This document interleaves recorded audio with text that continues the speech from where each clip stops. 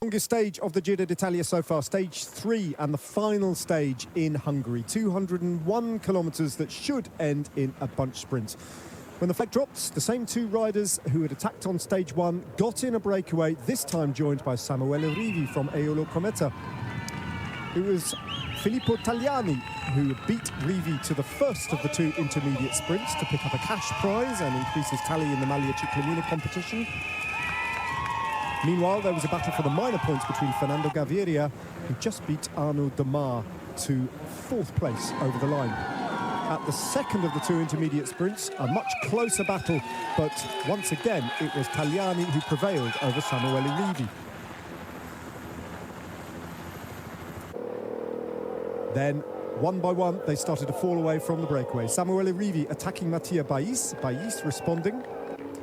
As the gap closed to around about 6 seconds, eventually they knew the game was up as Thomas de Gent, working for Caleb Ewan, set things up for a bunch sprint. On the only climb of the day, there was a battle for the King of the Mountains competition between Pascal Encon and Rick Zabel.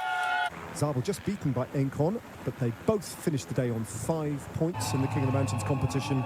And then the expected bunch sprint with Michael Mercu from Quickstep Alpha Vinyl propelling Mark Cavendish at around about 300 metres, having to sprint very early with Fernando Gaviria alongside him on the barriers and Arnaud Demar finishing fast down the middle, but the Manx missile held them all off to take win number 16 at the Giro d'Italia and his first win for 9 years. An extraordinary performance from the team, who did an excellent job, and their leader, who absolutely executed his task to perfection. Demar and Gaviria can have no complaints about that, beaten for speed over the line by Mark Cavendish. Once again, a dominant performance and one of great significance. Win number 160 for Mark Cavendish in his extraordinary career.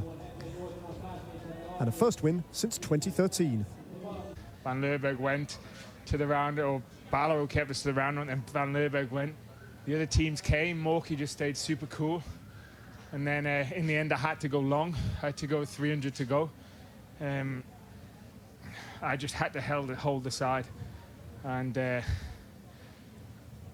I'm happy I could hang on for that long for the win. So. It was a long sprint, the first opportunity for a bunch sprint, and Mark Cavendish delivered the victory that he came here to achieve. The pressure off for the rest of the Giro d'Italia. Caleb Ewan down in 8th place.